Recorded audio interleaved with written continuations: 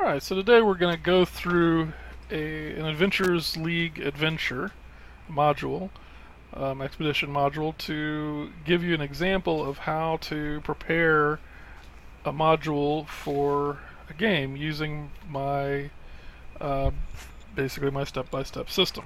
Now, this is so Dark Rites at Fort Dalton is a module, an expedition module from the last season, Elemental Evil. I just ran it for the first time this past weekend, and I only had about an hour to prep it. So what I did was I took I took the actual, so this is the actual scanned copy of the one that I prepped. I went through and I added some additional prep to it that I would have done if if it were basically a full prep for the most part, just to give an example of what I'm talking about. Um, so, and in doing so, I realized there are some things that I kind of screwed up, and I'll mention those in this. And I think the players who played in it, who see this video, they're gonna go, "Oh my, you screwed us out of all kinds of cool stuff." It's like, what are you doing?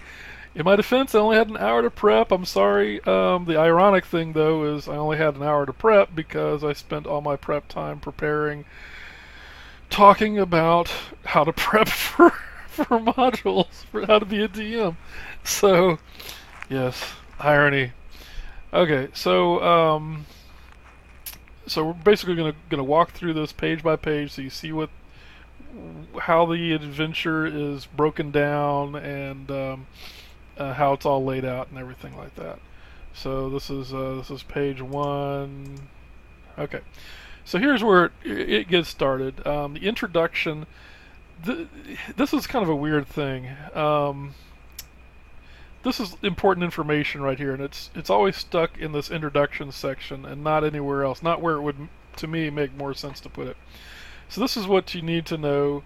It's set for 5 second level characters. All right, that's the average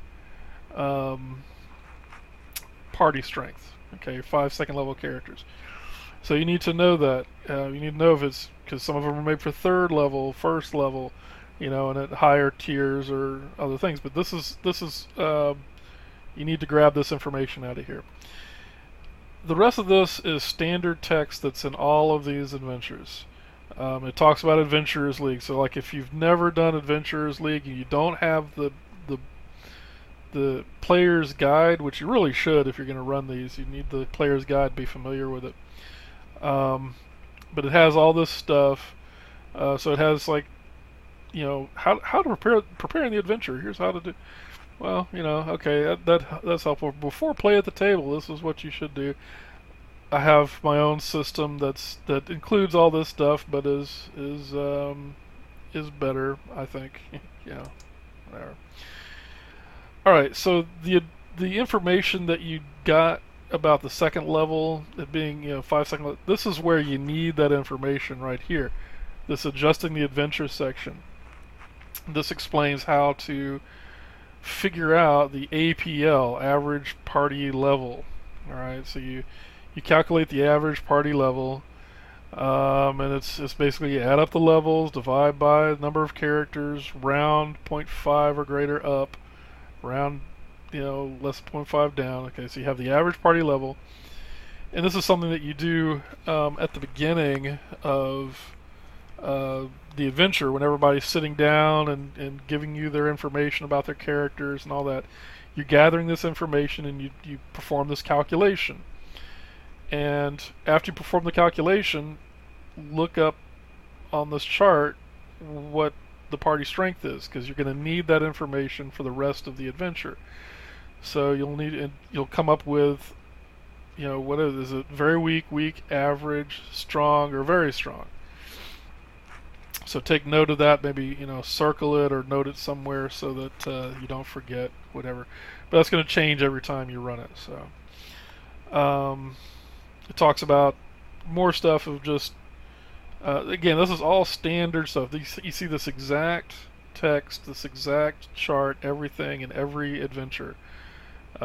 These same instructions, it's all standard stuff. This is all standard. All this downtime, spellcasting services, character, disease, death, and recover. All of this is at the beginning of every adventure. Blah, blah, blah. Death, what to do about death, and all that.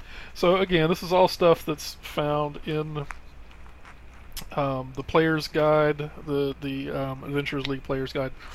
But it's just there for your convenience as the DM. So you don't actually need to have theoretically, you don't need the player's guide with you to run this module. Although I think it's a good idea to have it. Alright, so here's where things get started. Adventure background. So what I did was, this is where you need to really start reading. So you read the background, and this background information is basically just so you know, just in case something weird happens, so you have some kind of information to fall back on. I think in the adventure, that when I ran this adventure, I actually did need some of this information. This is all stuff that happened before the adventure starts, and it's kind of like why things are happening the way they're happening, that kind of thing. So just by looking at the highlighted stuff, we know that there's an elemental node, the ruins southeast of Mulemaster. We have a Marl. I didn't know what the heck this was, so I named Shalavasa, and this describes a Marl. So I read through this. I was like, oh, okay, it's a cursed aquatic elf. All right, whatever. Now I know. So, but here's the deal: they waylay merchants who travel up and down the River Lys. They turn them into Lacedons. Again, I don't know what the heck that is. So underline that, and I found, it's basically an aquatic ghoul, and when you run into them in the adventure, that's exactly what they are. They act like ghouls. So Lacedon equals aquatic ghoul. All right. Ultimate goal. This is what came up at the end of the adventure. Is like, what are you trying to do here? Well, we're trying to create a node here, trying to draw our, the big. Where's all the treasure go? Well, it goes to our big boss. We've got so it's basically a branch office of the Cult of the Crushing Wave, kind of a thing. Tales of the Bandits are spreading. Okay. Now, this overview, I think, is very useful, because the overview lays out what is supposed to happen in the adventure, what's the order of things that happen, what to expect, and so you really, I think it's a very good idea to be very familiar with the overview. Now, in my system of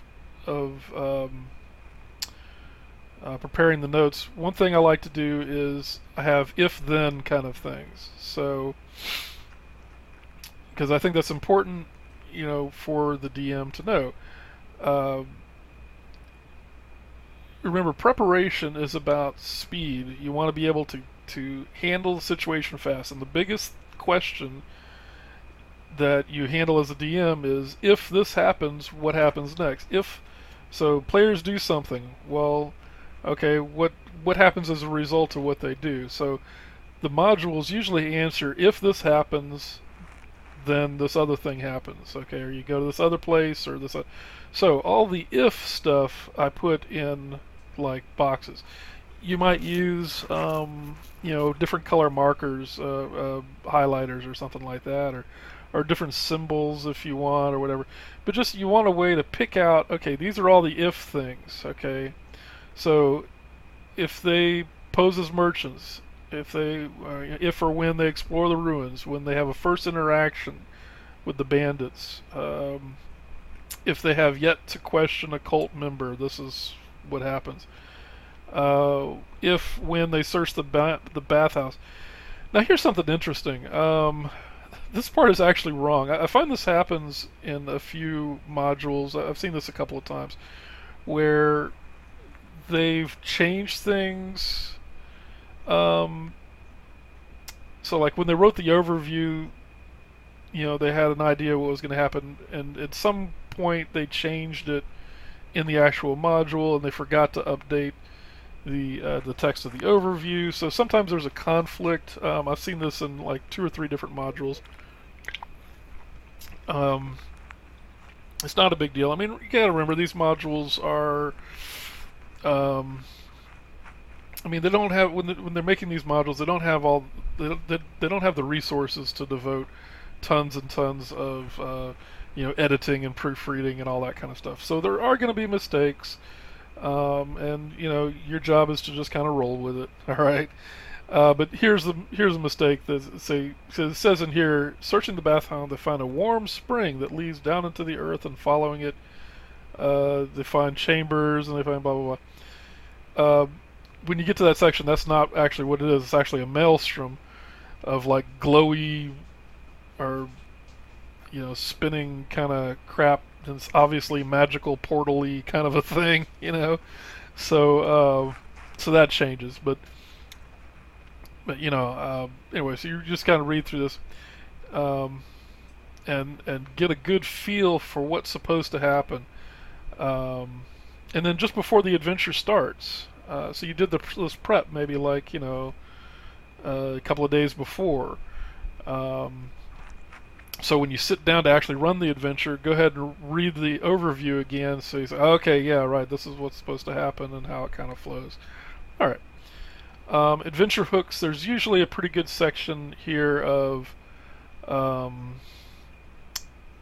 if they're a member of this faction, then their faction tells them to go do this adventure, or if they've been in this other adventure, then the person tells them to that they met in that adventure, says, hey, come help me over here, or something like that. This adventure, this specific adventure here, is supposed to be a 2-hour adventure. So basically, to save time, characters are already involved in the story to save time. So it's basically you jump in. What they're saying here is just jump in and, okay, you agreed to do this and you're already here, and let's go. Okay. But and this is for my players who actually who I ran this for. I made a big mistake and I screwed you all out of some really cool RP stuff, which you'll see right now or soon. It's actually stuff at the very end, and this is kind of what I screwed up, is this prologue thing. I didn't like. So I read this box text of the how to start. They already agreed to look for the Fort Dalton bandits. That's what I underlined when I first prepped this module. So I was like, okay, they already agreed. And I just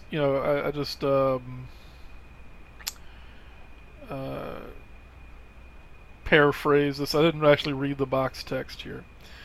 Main things I didn't like this part. Who is interested in arcane secrets and crumbled towers, holy texts and blasted shrines, forgotten knowledge and secret places?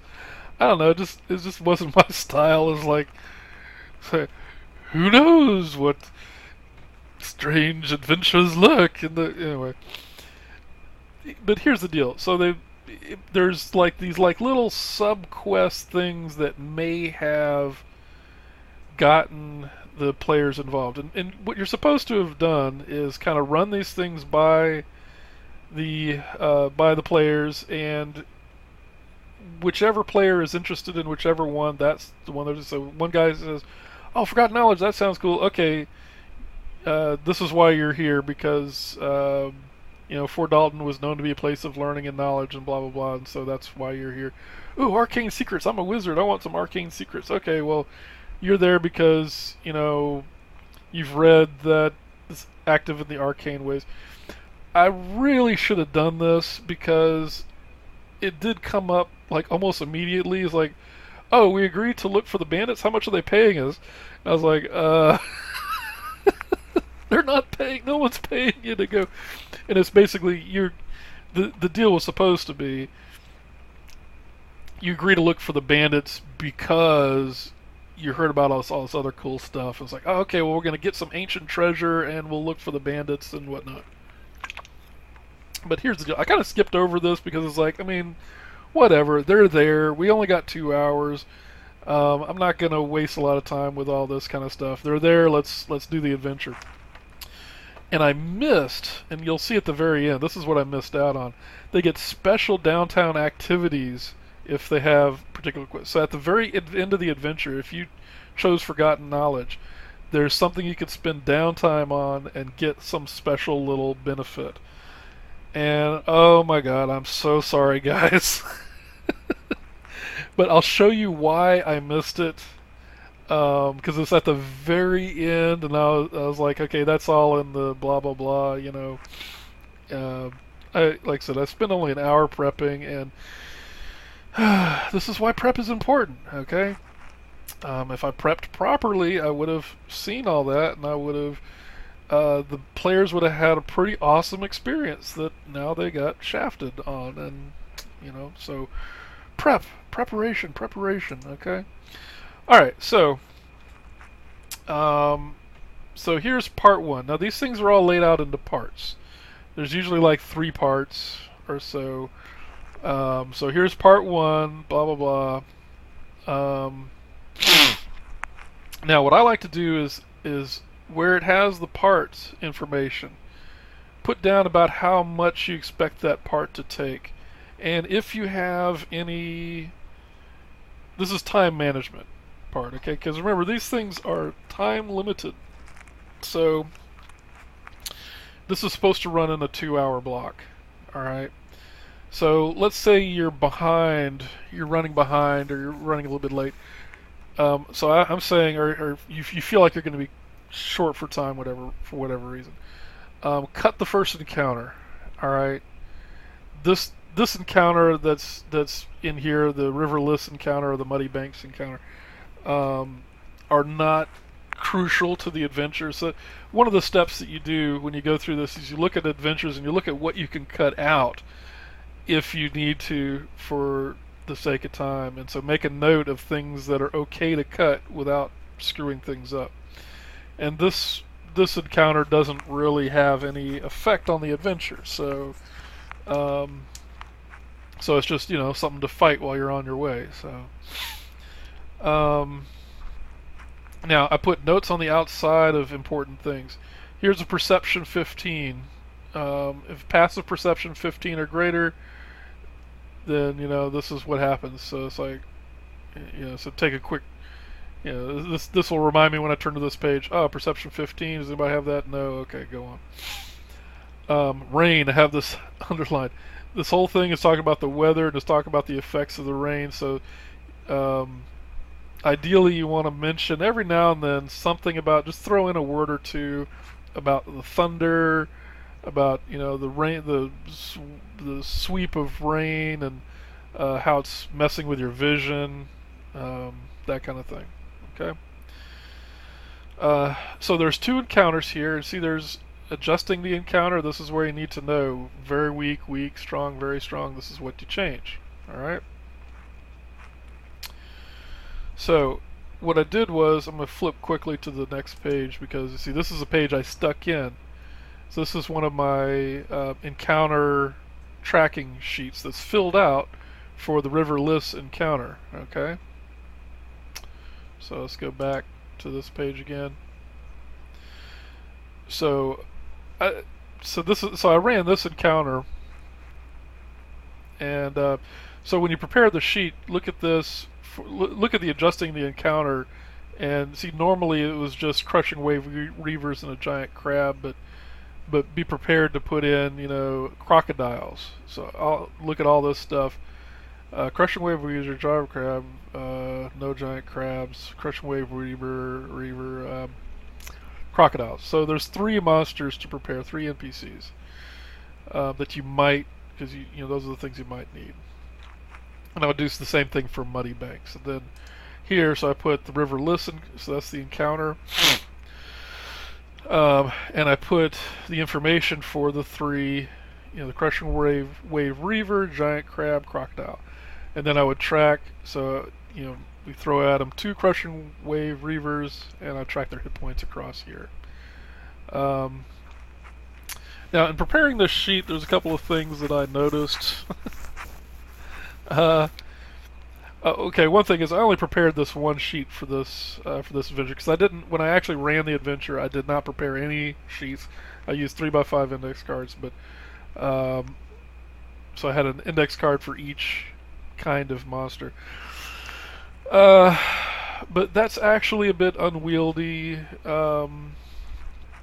This is a much better system. There, I may change this though. I noticed that there's no place to put initiative, so this is where I put the initiative up here. Um, there's also nowhere to put the size of the monster. Normally I assume it's medium unless I note the size. For a giant crab, I put medium, even though I normally assume it just because it's a giant. It's a giant crab. Well, maybe it's large. I don't know.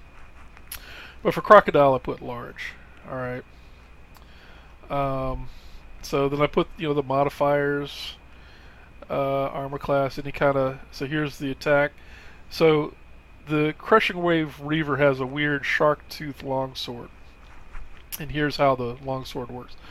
+4 attack, 1d8 +2 damage. Unless he's using it two-handed, then it's 1d10 +2, and it does an additional die of damage if the victim doesn't have any armor. So I had my Crushing Wave Reavers going right for the wizards. It's like, I want to chew up somebody who has no armor, you know. So, and I don't think they ever actually got an attack in. They got taken down pretty quickly. They also have a javelin. So here's how I note the javelin +4. So this is always I always do like the 2 hit and then the damage. +4, 1d6 +2. That means +4 to hit, 1d6 +2 damage, and then if it's a ranged, I put the range little thingy 30/120. So it's 30 up to 30 is short range, up to 120 is long range. So that's at a disadvantage. If they have any special skills, I put them somewhere down in here. Athletics +4, stealth +4. I've really started taking notice of athletics because that's the skill for grappling. Okay, so yeah, if they have a good athletics skill, you want to think about grappling. All right. The giant crab had a special attack where if it hits, it grapples with a DC 11. So I made a note about that. It has blind sight to 30 feet. One thing I forgot to put in here. Maybe I should put a movement thing in here somewhere too. It has 30-foot swimming. I think that would have been kind of important to note. But anyway. But the idea is the sheet is in there in the middle of the adventure where you need the sheet to be. So, all right. So inside the ruins. So here's also where they kind of got screwed. My players got screwed. I skipped over all this because this is basically the idea was if the characters have quests, then you use the associated locations first. Okay. So if they have this quest, then they go to whatever location is like related to the quest, and they can maybe find a little bit of treasure, that kind of thing. Yeah, well, sorry guys, I just skipped over all this because it's like, no quests. I mean, the quests at first it just seemed like the quests were just kind of a waste of time, and I know my group, we were going to be time pressed. Okay. Encounters inside the ruins. You're supposed to do one or the other. And this is what. So I put a special note because you want to make sure that I didn't think you'd run both of these encounters. You do one or the other. I decided to run with the cultists. So I wrote up cultists. I didn't even bother writing up the mud methods. Actually, no, I did. I did prepare the mud methods, but I decided not to use them. Whatever. Anyway. Cult Patrol. So this is the one that I ran, the Cult Patrol.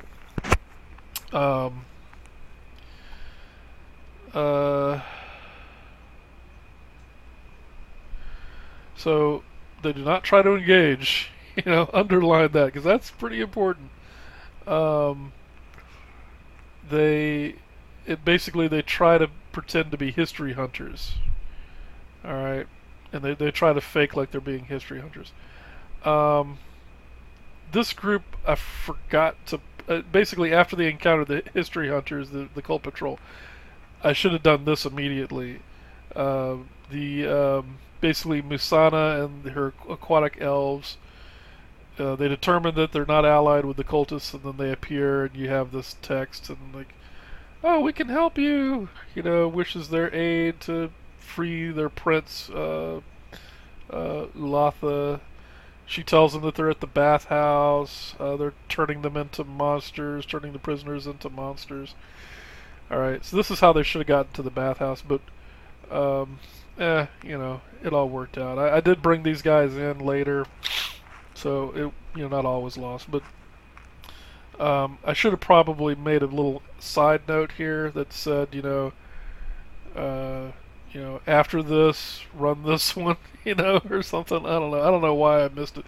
But look, you know, I mean, when you're running an adventure, you don't have your head in the book. You know, it's not you're engaging the players. You're answering questions. You're bouncing around. You don't have, you know, and that's what all these notes and things are for, is so that you can quickly refer to it, because you don't want to like sit there reading every single word while the players are sitting there staring at you and like, well, what happens next? Come on, DM, get on with it. All right, so yeah, it is hard to keep that in mind when you're doing the prep. I know I have a hard time keeping that in mind. So now that I'm looking at it, I should have like, okay, you know, do this, you know, as soon as, you know, I don't know how I missed it, but I did remember later, and I stuck it in there anyway. So if they capture the cultists, this is the lie that they spin, which is, and it's a DC 10 wisdom. Is like, so I told the players, yeah, they're lying. They're obviously lying. And these are the things that they tell them if they succeed in the DC 20 intimidate check. But I mean, it's not really anything. I probably should. I didn't give my players this information, but I probably should have. It doesn't really matter one way or the other. Wasn't a big deal. But anyway, oh,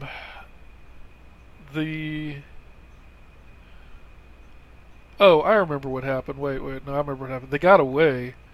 They they killed one cultist, and the other cultists like ran like hell, and the cultists got away. They didn't get a chance to question. They questioned them later, in the bathhouse. So they got away. So they were able to warn Karsev, but it didn't matter, which you'll probably talk about later. But anyway, so here's the bathhouse. No map. They didn't give us a map for the bathhouse, but they gave numbered locations, 1, 2, 3, 4, but no idea where they. So I drew my own little map. I didn't do that before. When I ran the adventure, it was like cook area, whatever, sleeping chambers. I didn't even really notice this, actually. I just skipped right to the ritual pool. So I just built a building that just had nothing but the ritual pool. So they kind of got screwed out of like looking around and seeing, oh, look at this cool little journal and silver tankard and stuff like that. So I did give them this gold later on. It's like, oh yeah, you got some gold out of the whatever. So when you search the guys or whatever. Anyway, remind them of the rain and all this. So here's the box text when they get to the ritual pool. So I read them this box text, but it's also good to highlight or underline the important points, because sometimes they don't tell you this in the. See, to me, what it should be is you have the box text telling you that you read to the players, and then after that you have the DM's description. But you see, this actually depends on, this doesn't repeat anything that's in the box text. So the box text is the information that the DM needs about the room too. So basically, I underlined information that was important. The pulsing maelstrom. Okay, that's pretty critical. And where it is. So eastern ceiling collapsed, mostly filled by half-empty pool, narrow walkway, unnatural maelstrom in the center. Okay. So when I drew out the map, I drew out something that had all that in there. So the creature is a Lacedon. So here's what's in the here's what it's supposed to attack: Lacedon, Karsev, and 2 cultists. Karsev, when we ran it the other day, Karsev, he never had a chance to do crap.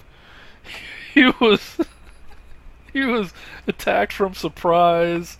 So the players got the surprise round, and then he rolled really low initiative anyway. So basically, they got 2 rounds of attacks on him before he could do crap, and he was just dead before he got a chance to do anything.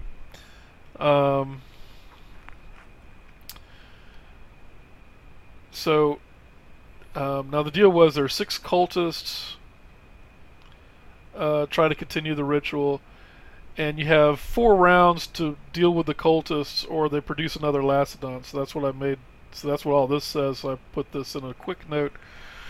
Okay, so I know. Kill 6 cultists in 4 rounds, or another Lacedon pops up. Alright, very important. If I had prepared an encounter tracking sheet, this would have been in the special notes for the tracking sheet. Okay.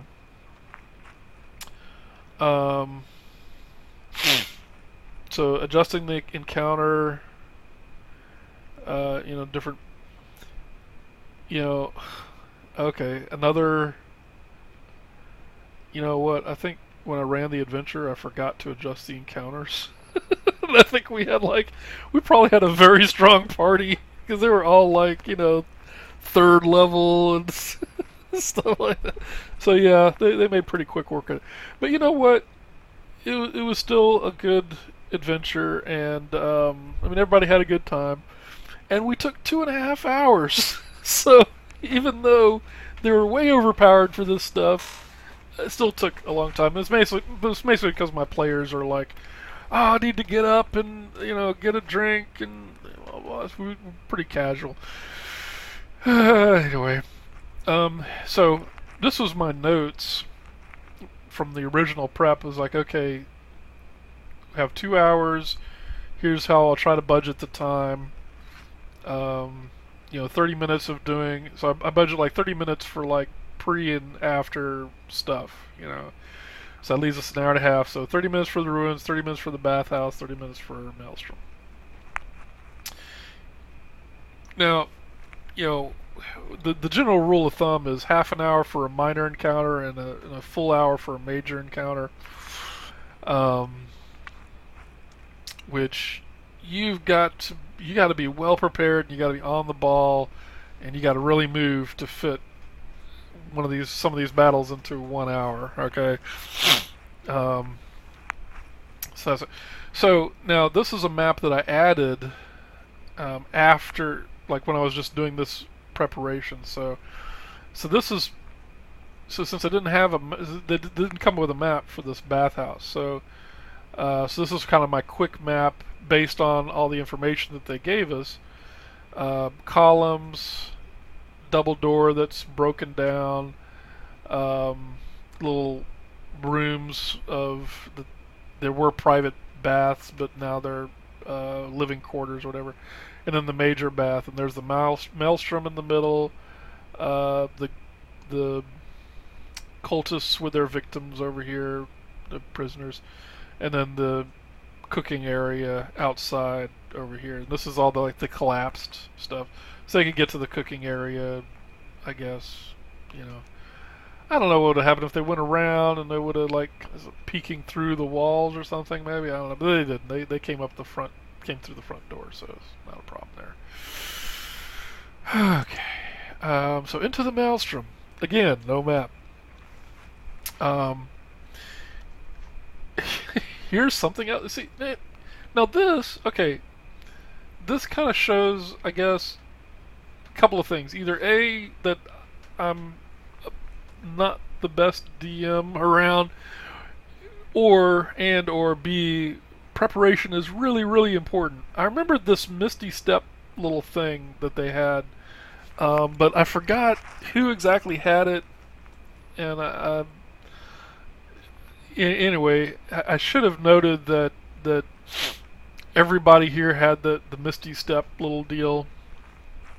Um, uh, and basically, I mean, it says so. There's just to give you an idea. There's in this part 3. There's Shalavasa, who's the main baddie, a Marrow, which is like this giant sea monster thing, and maybe Karsev if he survived. Okay, and that's a big if-then thing that I've got later on. All of them have the ability to do this.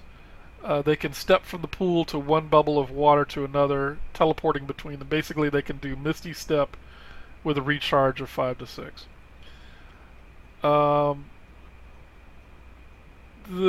She probably would have been much, much more effective if I had that, if I had remembered that, you know. So she, because when we played it, she was like kind of cornered back here on this. This is the dry. So here's the layout. It's supposed to be like this pool of water and a cave and the little dry piece of land over here, and this is the secret entrance that goes out to the river. And this is where the maelstrom like drops you. But there were some very important in this general features, very, very important information. Gravity has little to no effect on liquid, and so it explains what you should, so you have like these droplets of water floating around, and spheres and stuff just kind of bloop bloop bloop bloop, floating around, and you have the sphere in the center of the room, which is the portal to the.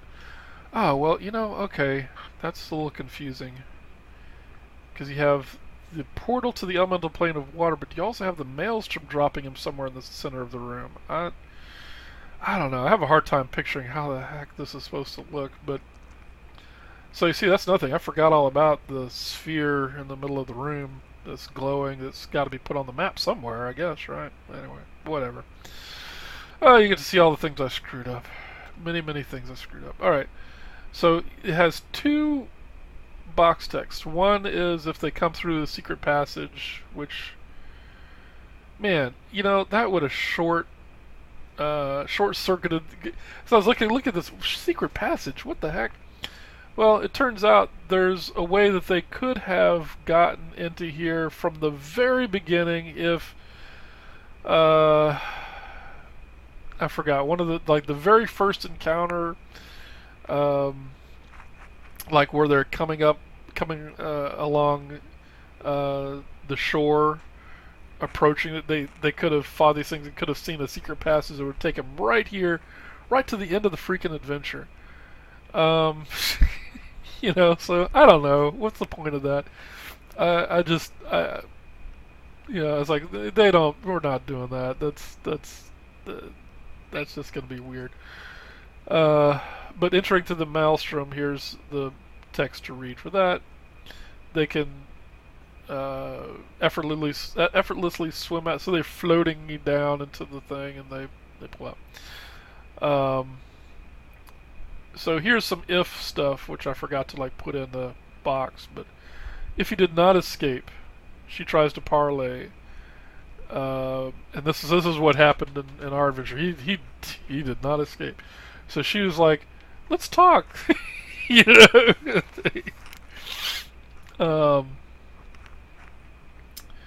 So role-playing her, she's pragmatic, willing to give up what she may need to preserve the growing node.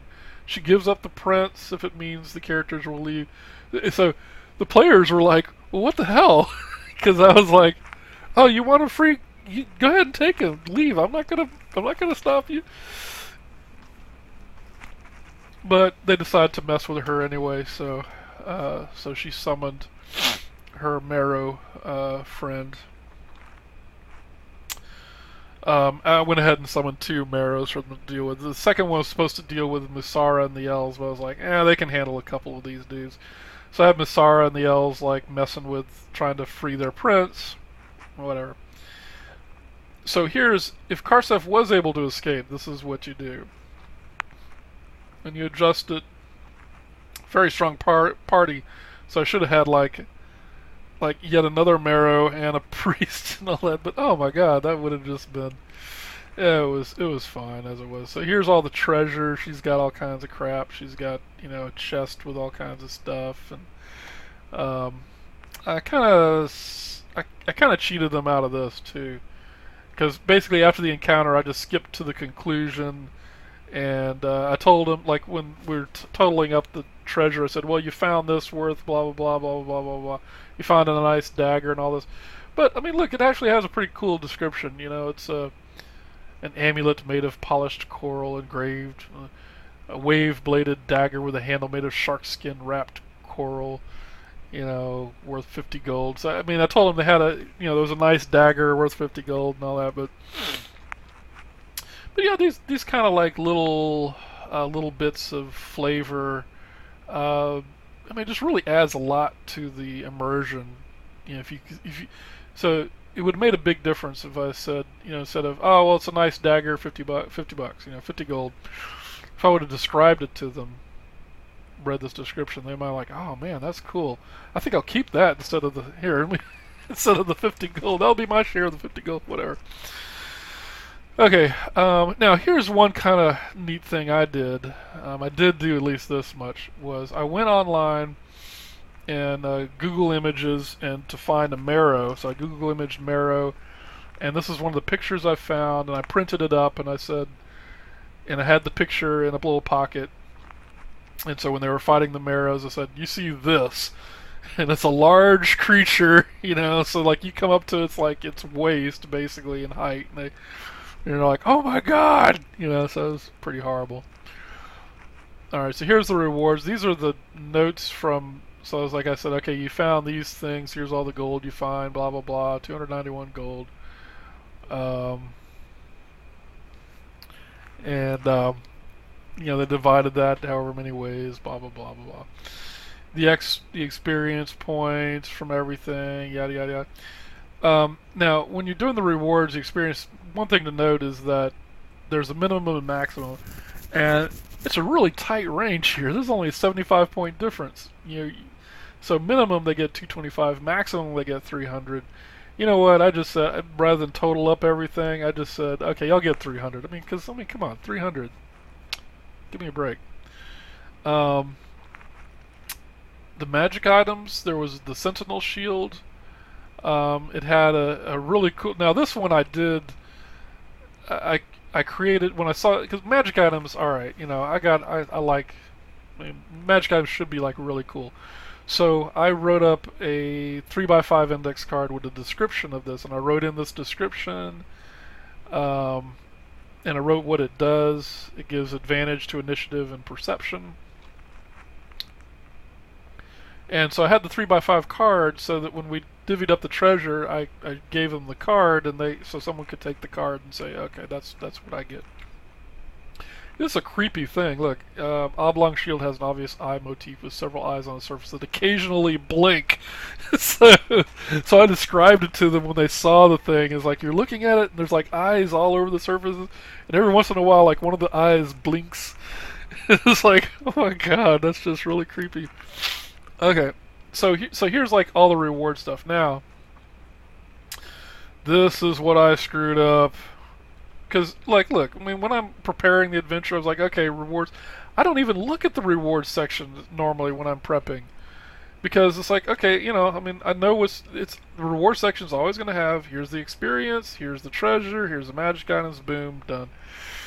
I did not know that sometimes they have something like this. So it's very important to keep reading and make sure that you actually, because if I had seen this and I had prepared this, I'd been like, oh man. So So this is like the special stuff. If they had done the quests at the very beginning, at the end of the thing, there would be special things. If they had quests, they'd get special downtime activities that they could have. It's like arcane secrets. If you spend 10 downtime days, like, looking at this arcane text that you find, blah, blah, blah, you get a 1d4 bonus to a single spell attack roll, 1d4 penalty saving throw, blah, blah, blah, against their allies, It's like a one-shot little. I mean, it's nothing, it's just a little, but it's kind of cool, and so you get a one-shot little bonus sometime down the road. But it's kind of cool. You also get this. They could have earned this missing loved one. You've not found your loved one. On a D20, you find your loved one if you encounter a captive humanoid. Gain 100 XP and cross this bonus from your character sheet. Okay, that's weird. Anyway, but it's cool. I mean, it's kind of cool. So. Alright, so that's the end of the adventure. Then after that, these adventures are designed so that you don't need anything more than the free stuff that you can download. So you don't need anything more than the player's handbook, that you can get for free, like the basic one that you can download for free, the basic DM guide that has the magic items and stuff like that.